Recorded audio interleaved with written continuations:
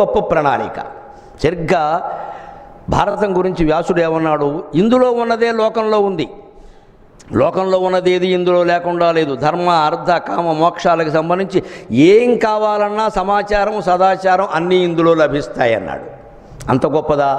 సరిగ్గా నన్నయ్య గారు మహానుభావుడండి, అది అందుకున్నాడు కాబట్టి, ఆ తత్వం అందుకున్నాడు కాబట్టి దాన్ని అందించాడు మనకి. భారతం ఎలాంటిది అంటే ధర్మతత్వజ్ఞులు ధర్మశాస్త్రంబని, అధ్యాత్మ విధులు వేదాంతమనియు, నీతి విచక్షణులు నీతి శాస్త్రంబని, కవి వృషభులు మహాకావ్యమనియు, లాక్షణికులు పరమ లక్ష్య సంగ్రహమని, ఐతిహాసికులు ఇతిహాసమనియు, పరమ పౌరాణికులు బహుపురాణ సముచ్చయంబని మహి కొనియాడుచుండ, సర్వ అఖిల వేద తత్వవిదుడు వేదవ్యాసుడు ఆదిముని, వివిధ వేద తత్వవిదుడు వేదవ్యాసుడు ఆదిముని, పరాశరాత్మజుండు విష్ణు సన్నిభుండు, విశ్వజనీనమై పరగుచుండ వ్రాసే భారతంబో. నాకు ధర్మం గురించి తెలుసుకోవాలి, ధర్మ సందేహాలు చాలా ఉన్నాయి, భారతం చదవండి, మీ సందేహాలన్నీ తీరిపోతాయి. ఇవాళ మనకు వచ్చే దిక్కుమాలిన సందేహాలు ఏమిటంటే, మా నాన్నగారు పోయారండి, గుళ్ళోకి వెళ్ళొచ్చా, అసలు ఈ పెద్ద మనిషి గుళ్ళోకి ఎలా వెళ్ళకుండా అని చూస్తున్నాడు ఆయన, ఎలా ఎగ్గొట్టేద్దామా అని. లేకపోతే మీ నాన్న పోతే గుడికి ఏమిటి సంబంధం? ఎవరికైనా మైల, తెలిసిన వ్యక్తిగా చెబుతానండి, 10 రోజులు దాటి ఎవరికి మైల ఉండదండి. పైగా బ్రాహ్మణులకి 10 రోజులు. దయచేసి మీ కులాచార సంప్రదాయాలు మీ పెద్దలను అడిగి తెలుసుకుని ఎన్ని రోజులు పాటించాలో అన్ని రోజులే పాటించడం. ఓవర్ యాక్షన్లు చేయకండి, అందరూ బ్రాహ్మణులు అయ్యే ప్రయత్నం చేయకండి, మమ్మల్ని జడగొట్టకండి, మమ్మల్ని ఉండనేయండి. ఇదో ప్రయత్నం మొదలెట్టారు ఈ మధ్యన బాగా. ఈ ఎక్స్పోజర్ అవసరం లేదండి. ఏ వర్గాల్లో పుట్టిన వాళ్ళు ఆ వర్గపు ఆచారాలు పాటిస్తూ అలా ఉండొచ్చు, అదేమి తక్కువ ఆచారాలు కావు. మన సంస్కృతి ఎంత గొప్పది అంటే, షట్కర్మ నిరతుడై అధ్యయనం అధ్యాపనం. షట్కర్మలు అంటే తాను చదవాలి వేదం, ఇతరుల చేత చదివించాలి. రెండోది యజనం యాజనం, తాను యజ్ఞాలు చేయాలి, యజ్ఞాలు చేయించాలి. అలాగే దానం ప్రతిగ్రహణం, తాను దానం చేయాలి, దానం పట్టాలి. షట్కర్మ నిరతుడై పొద్దున్న మధ్యాహ్నం సాయంత్రం 3 పూట్ల సంధ్యావందనం చేసి వేదశాస్త్రాలు సమస్తం తన శాఖ ఏది ఉందో ఆ శాఖ వేదాన్ని నేర్చుకుని మొత్తం బ్రాహ్మణ జీవితాన్ని పరమ పవిత్రంగా గడిపినటువంటి బ్రాహ్మణుడికి ఏ మోక్షం ఉందో అదే మోక్షం ఒక రైతుకి కానీ రైతు కూలీకి కానీ పొద్దున్నే లేచి ఏమీ లేకుండా ఊరికే నోట్లో పొంత లోపల నీళ్లు పొక్కలించి ఓ నాగలి భుజం మీద వేసుకుని హరిహరి నారాయణ ఆది నారాయణ కరుణించి మమ్మేలో కమలలోచనుడా అని వెళ్ళిపోయి పొలం పనంతా చూసుకుని మధ్యాహ్నం వాళ్ళ ఆవిడంత చద్దన్నం పట్టుకొస్తే శుభ్రంగా తినేసి ఆ చెట్టు కింద ఓ చుట్ట కాల్చుకుని విశ్రాంతి తీసుకుని భార్యతో సహా సరసం ఆడుకుని సరదాగా గడిపి మళ్ళీ సాయంత్రం వచ్చేటప్పుడు పొలం పని చూసుకుని అక్కడ పాకలో ఏమైనా గేదెలుంటే కాస్త గేదెల పాలు తీసుకుని మళ్ళీ సాయంత్రం ఇంటికి వచ్చి బయట నాపరాతి మీద నిలబడి శుభ్రంగా కాగుడు వేడి నీళ్లు గోచిగుడ్డ పెట్టుకుని పోసేసుకుని ఊళ్ళో వాళ్ళు చూస్తున్నారనే బెంగ కూడా లేకుండా సుఖస్నానం చేసేసి హాయిగా లోపలికి వెళ్ళి ఇంత గిన్నెలో ఆ గంజి వేసుకుని అందులో పచ్చిమిరపకాయ మొక్కేసుకుని వాడికి కావలసిన పచ్చడి ఏదో నంచుకుని సుఖంగా తినేసి ఓ నొరక మంచం వేసుకుని అందులో మీద పడుకుని హరిహరి నారాయణ ఆది నారాయణ కరుణించి మమ్మేలో కమలలోచనుడా అని తన బాధ్యతలను తాను నిర్వర్తించి రోజుకు 2 సార్లు మాత్రమే హరినామస్మరణ చేసినటువంటి రైతుకి ఈ బ్రాహ్మణుడితో సమానంగా స్వర్గద్వారాలు తెరుచుకుని ఉంటాయి. అది మన సంస్కృతి.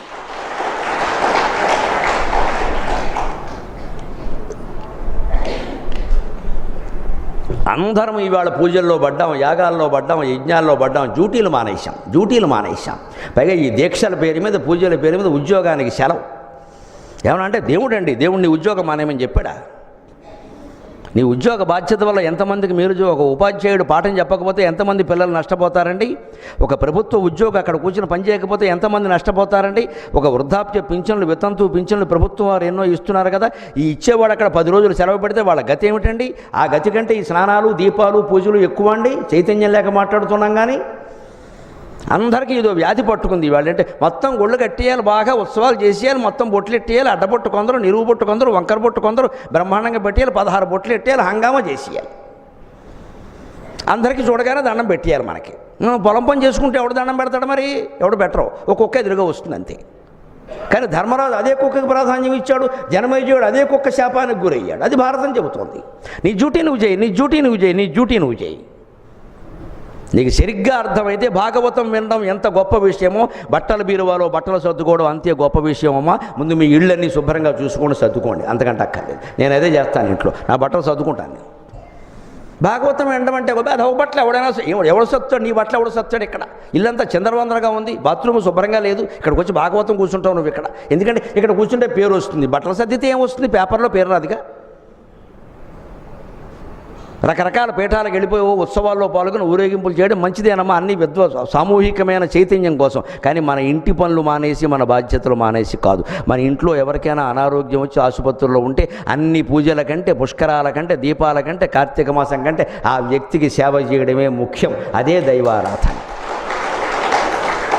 అవసరమైతే ఈయనకి తగ్గితే కానీ నేను రాను అని చెప్పాలమ్మా. నేను అక్కడ ఆ ఇల్లాలిని, ఆ శారద అనే అమ్మాయిని చేసుకున్నందుకు నేను గర్విస్తానమ్మా. ఎందుకు తెలుసా? ఆవిడ గురించి కదా, ఆవిడే నేను ఇద్దరం చిన్నవాళ్ళం. మా అత్తగారు అన్నపూర్ణ ఆవిడ పేరు.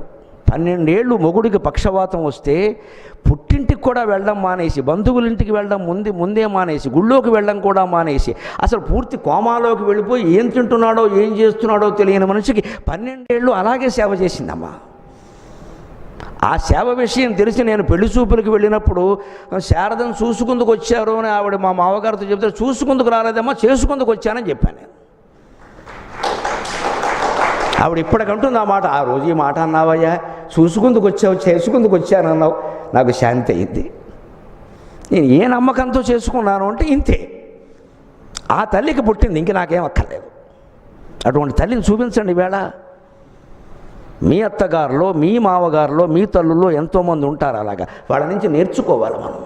ఆ 12 ఏళ్ళలో ఆవిడ గుళ్ళోకి వెళ్ళలేదు, తీర్థాలకు వెళ్ళలేదు, ఎక్కడికి వెళ్ళలేదు. ఆ మహానుభావుడికి మంచంలో ఉన్న భర్తకి సేవ చేస్తూ కూర్చుంది అంతే, ఇంకో మాట లేదు. ఎవరు రమ్మని, నేను మా ఆయన వదిలి నేను రానండి, ఈయన కూడా తీసుకురామంటే వద్దండి, మీకు ఇబ్బంది నాకు ఇబ్బంది, ఎందుకు వచ్చింది ఆయన అలా వదిలేయండి. మనకి ఎంతసేపు పేరు రావడం, పేపర్లో రావడం, పబ్లిష్ అవ్వడం ముఖ్యం కాదండి, మన బాధ్యతలు. అందుకని ధర్మ సందేహాలంటే ఎంతసేపు ఈ ఆచార సంప్రదాయాలు కాదండి, మన బాధ్యతల గురించి మాట్లాడాలి. అలాగే అధ్యాత్మ విద్య, వేదాంతం కావాలి, అదేనా భారతంలో దొరుకుతుంది.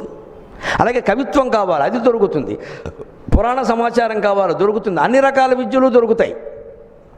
ఎవరికి ఏది కావాలో అది భారతంలో దొరుకుతుంది. అది నాన్నయ్య గారు మొత్తం పద్యం రూపంలో చెప్పాడు, వ్యాసుడు చెప్పినటువంటి శ్లోకాన్ని. ఇప్పుడు చూడండి, మనకు తెలుగు వాళ్ళు ఎంత గొప్పవాళ్ళు, వీళ్ళిళ్ళు బంగారంగా మన తెలుగు వాళ్ళు, ఆంధ్రులు ఎంత గొప్పవాళ్ళు, అందులో జానపదులు, పల్లెటూరు మహానుభావులు ఎంత గొప్పవాళ్ళు అంటే, వ్యాసుడు చెప్పిన దానికంటే, నన్నయ్య గారు చెప్పిన పెద్ద సీస పద్యం కంటే ఒక్క సామెతలో భారతం రహస్యం మొత్తం చెప్పేశారు. తింటే గారెలు తినాలి, వింటే భారతం వినాలన్నారు.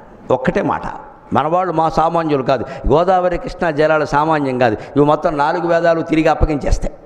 అంత తెలివితేటలు. ఈ ఒక్క మాట చాలు. తింటే గారెలు తినాలి, వింటే భారతం వినాలి. ఇన్ని పిండి వంటలు అనగా గారెలు ఎందుకు చెప్పేటండి భారతం గురించి? బూరెలు తినాలి, బొబ్బట్లు తినాలి, అరిసెలు తినాలి, చేగోడీలు తినాలి అనలేదే. పిజ్జాలు తినాలి, బర్గర్లు తినాలని అసలే అనలేదు. గారెలు తినడం ఏంటండి? గారెలకి మిగిలిన పిండి వంటలకి తేడా ఏమిటంటే, గారెలకు ఒక ప్రత్యేకమైన రుచి లేదు. దాన్ని నంజుకునే పదార్థాన్ని బట్టి దాని రుచి వస్తుంది, అది ప్రత్యేకత. బూరెలకు రుచి ఉంది, తీపి. బూరెలో ఎవడో ఆవకాయ నంచుకోడు, పిచ్చాడంటారు. బొబ్బట్లకు రుచి ఉంది, బొబ్బట్లో ఎవడు ఏమి దోసకాయ పసరుండి నంచుకుంటాడు, స్వీటు హాటు. లేకపోతే బొబ్బట్లకు రుచి ఉంది ప్రత్యేకంగా, బూరెలకు రుచి ఉంది. పచ్చిమిరపకాయ బజ్జీకు రుచి ఉంది. పచ్చిమిరపకాయ బజ్జీ తింటూ బెల్లం ముక్క తినకూడదు, చేతకాని వాడు అంటాడు. తినకపోతే మానయి, అందులో బెల్లం ముక్క నంచుకుంటావు, పచ్చిమిరపకాయ అవమానం అది. పచ్చిమిరపకాయ బజ్జీ తినే ఓపుకుంటే తినాలి, లేకపోతే మళ్ళీ కొందరు విచిత్రంగా తింటూ ఉంటారు. ఈ మధ్య చూశాను నేను. పైన శనగపప్పు తొడుగు తింటాడు, లోపల పచ్చిమిరపకాయ తీస్తాడు, చేతకాని తద్దామంటే వీడే. గారెలు నంచుకోవడానికి ఇన్ని ఉన్నాయండి. అల్లపచ్చడా, బెల్లం ముక్కల, చెరుకు పానకమా, తేనె, అన్నం పరమాన్నమా, ఏమిటి మళ్ళీ చారులో గారె, పులుసులో గారె, ఆవళ్ళ, పెరుగులో గారె, ఇందులో మళ్ళీ మసాలా గారె, ఇన్ని రకాల, ఇందులో మళ్ళీ రకరకాల చట్నీల, కారప్పొడా, ఇన్ని రకాలు నంచుకునే పదార్థాలు మరి దేనికి లేవు. అంటే గారెలకి రుచి లేదు, నంచుకునే దాన్ని బట్టి రుచి వస్తుంది. అల్లపచ్చడిలో నంచుకుంటే కారంగా ఉంటుంది, తేనెలో నంచుకుంటే తీయగా ఉంటుంది. మళ్ళీ ఆ తీపిలో మళ్ళీ తేనె తీపి వేరు, చెరుకు పానకం తీపి వేరు, చెరుకు పానకం తీపి వేరు, బెల్లం మొక్కల తీపి వేరు, బెల్లం మొక్కల తీపి వేరు, అన్నం పరమాన్నం తీపి వేరు. పోనీ కారం అందామంటే అల్లపచ్చడి కారం వేరు, కారప్పొడి కారం వేరు, శనగపప్పు పచ్చడి కారం వేరు, రకరకాలుగా ఉంటాయి. ఇన్ని కారాలు, ఇన్ని తీపుల్లో ఇంట్లో ఏదో దేంట్లో నంచుకుంటే ఆ రుచి వస్తుంది గారెలకి. అంటే భారతంలో కూడా ఎవ్వరు చదివితే వారికి కావలసిన సామగ్రి అందులో దొరుకుతుంది ఖచ్చితంగా. ఓ సంసారంలో కొత్తగా ప్రవేశించిన వాడు సంసారం ఎలా చేయాలంటే అందులో సమాధానం ఉంటుంది, చదువుకో. పాండురోజు ఎలా చేశాడో, ధృతరాష్ట్రుడు ఎలా చేశాడో చూసుకో. ఓ బ్రహ్మచర్యం, తపస్సు, వ్యాసుడు ఎలా చేయాడో చూసుకో. ఓ పరిపాలన, ధృతరాష్ట్రుడి పరిపాలన రాని ఉన్నాయి, చూసుకో ఎలా ఉందో, మంచి చెడ్డ చూసుకో. నారదుడు ధర్మరాజుకు చెబుతాడు పరిపాలనా విధానం అంతా, మొత్తం రాజకీయం అంతా అందులో ఉంటుంది, చదువుకో, నీకు ఏది కావాలంటే అది దొరుకుతుంది. అంటే గారెల్లో ఏది నంచుకుంటే ఆ రుచే వచ్చినట్టుగా భారతం కూడా ఎవరికి ఏది కావాలంటే అది ఇచ్చేస్తుందండి.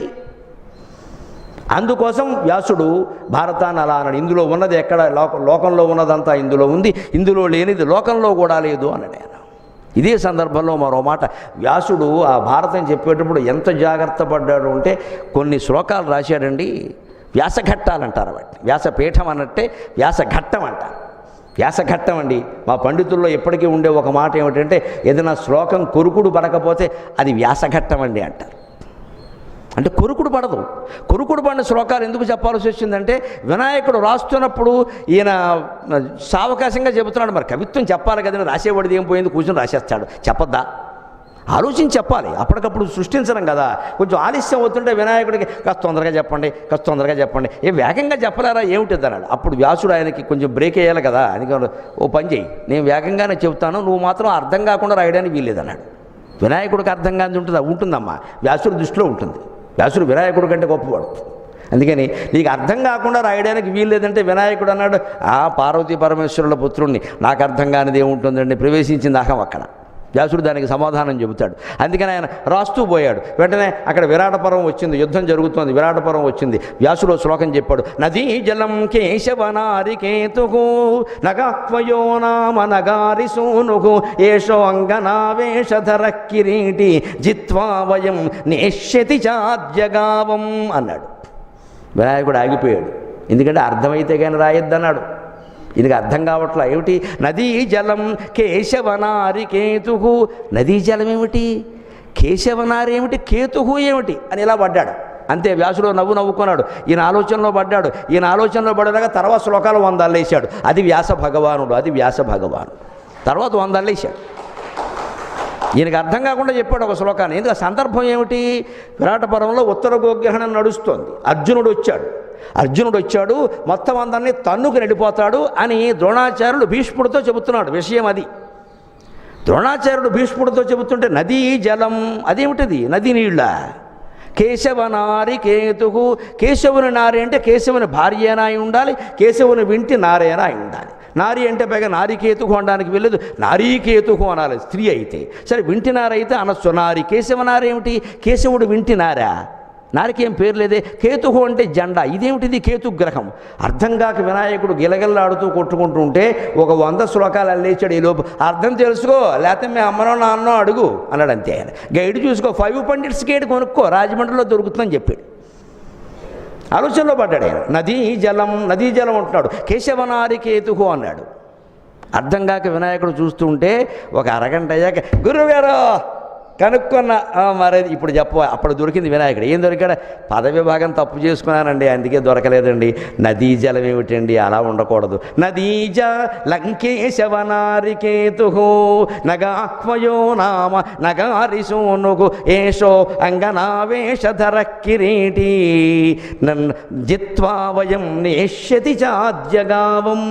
నదీజ అంటే సంబోధన, నదీజ నదికి జన్మించిన వాడు ఓ భీష్మ పితామహ సంబోధన.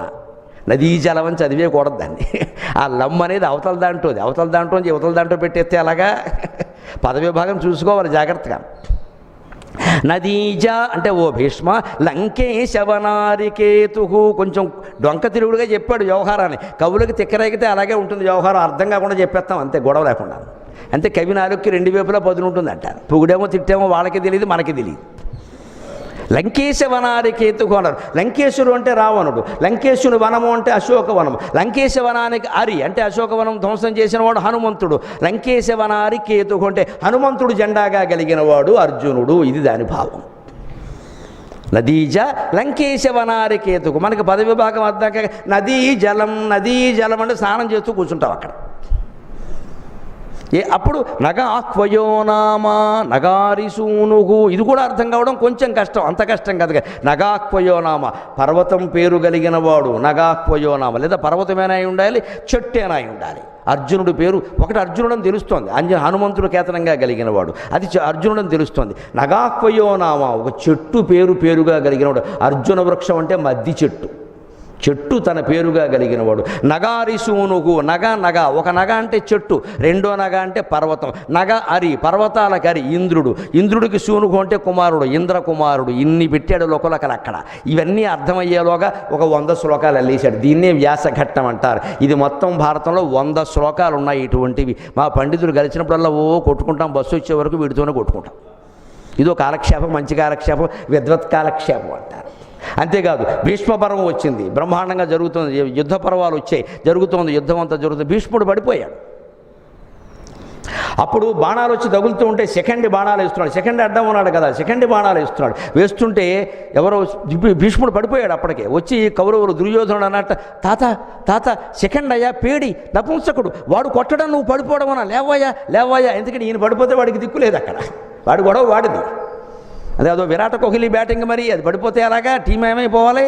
అందుకని నువ్వు లేవయ్యా అంటే అన్నట్టు, నో కుదరదయా దుర్యోధన, ఏం మాట్లాడుతున్నావు, సెకండ్ బాణాలకి నేను పడిపోతున్నా. అర్జునశ్చయిమే బాణాక నేమే బాణా శిఖండినక కృంతంతి మమ గాత్రాణి మాఘమాసే గవాం యథా కృంతంతి మమ గాత్రాణి మాఘమాసే గవాం యథా అని రాశాక వినాయకుడికి అర్థమైపోయింది. ఏముంది అందులోనూ, అర్జునశ్చయిమే బాణాక, అర్జునుని బాణాలు ఇవి. నేమే బాణాస్య ఖండినక, ఇవి శిఖండి బాణాలు కావు, నాకు తెలుసు. ఎందుకంటే కృంతంతి మమ గాత్రాన్ని, నా శరీరంలో ప్రతి నాడిని ప్రతి నరాన్ని పీకేస్తున్నాయి, లాగేస్తున్నాయి. ఇవి ఇంత శక్తివంతమైన బాణాలు అర్జునుడు వేయగలడు, కానీ సెకండ్ ఎలా వేస్తాడు? బాణం తగిలిన బాణాన్ని బట్టి వేసిన వీరుణ్ణి గుర్తించగలిగిన జగదేక వీరుడండి భీష్మ పితామహుడు అంటే అర్థం. అది తగిలిన బాణాన్ని బట్టి, తుపాకీ గుండును బట్టి, ఆ గుండు ఏ తుపాకీదో ఆ తుపాకీ ఎవడు ప్రయోగించాడో కనిపెట్టగలిగిన వాడు ఉన్నాడా? కనిపెట్టగలిగిన వాడు భీష్ముడు. ఆయన పరిజ్ఞానం అటువంటిది. యుద్ధ వీరుడు అంటే అర్థం అది. ఊరికే ఏదో యుద్ధం కనిపించిన యుద్ధం చేయడం కాదు, సమగ్ర పరిజ్ఞానం, ఆయుధ పరిజ్ఞానం. ఈ బాణాలు అర్జునుడివి అని ఏమన్నాడు అంటే, నా గాత్రంలో ప్రతి నరాన్ని ప్రతి అవయవాన్ని లాగేస్తున్నాయ్యా. ఎందుకంటే ఈ బాణాలు బయటికి తీస్తే నేను చనిపోయేలా ఉన్నా. కృంతంతి మమ గాత్రాన్ని మాఘమాసే గవాం యథా అని వినాయకుడా అర్థమైందా అన్నట్ట. అయింది తాతగారు. ఏముంది, మాఘమాసంలో ఎండ వస్తుంది మనకి, ఫిబ్రవరి నెలలో. ఇది పుష్యమాసం కదా, తర్వాత మాఘమాసం వస్తుంది. మాఘమాసంలో ఎండలు కొంచెం ముదురుతూ ఉంటాయి, మరీ ముదరవు, కొంచెం ముదురుతాయి. ఇక తర్వాత పాల్గొన మాసం, చైత్రం వచ్చేసరికి ఇంకాస్త ఎక్కువ అవుతాయి. మాఘమాసపు ఎండ ఎలా ఉంటుందంటే ఒళ్ళు చిటపట్లాడే విధంగా ఉంటుంది. పొద్దున్న 9 గంటలకు ఎండలో నిలబడచ్చు, ఒక అరగంట మించి నిలబడకూడదు, ఇక చిటపట్లాడతాయి. అందుకని మాఘమాసంలో గోవులు ముఖ్యంగా, ఈవేళ మనం అంటే గోశాల కట్టి రక్షణ చేస్తున్నాం. ఆవేళ మన గోవులు బయటే ఉండేవి కదా, గోవుల మీద ఎండ పడుతూ ఉంటే మాఘమాసపు ఎండకి గోవులు ఒళ్ళు చిటపట్లాడినట్టుగా నా శరీరం చిటపట్లాడుతోంది అంటున్నాడు. ఇంతే కదట. అదే మరి, అది కాదు అర్థం, ఆలోచించమన్నాడు. ఈయన ఆలోచనలో పడ్డాడు, ఇంకో 100 శ్లోకాలు లేచాడు. అది వ్యాసఘట్టం. అది కాదు అర్థం. మాఘమాసే గవాం యథా కాదు. ఆలోచించు. ఇందాక నదీ జలం చెప్పావు కదా, అలాగే ఆలోచించమన్నాడు. మళ్ళీ వినాయకుడు ఆలోచనలో పడ్డాడు. ఒక అరగంట, తాతగారు దొరికిందన్నాడు. చెప్పవయ్యా అన్నాడు. మాఘమాసే గవాం యథా అంటే విభాగం అది కాదండి, మాఘమాసే గవాం యథా అన్నాడయా. అది లెక్క. తెలుగు మీడియం కాబట్టి చెప్పగలిగావు, ఇంగ్లీష్ మీడియం అయితే కుదిరేది కదన్నాడు.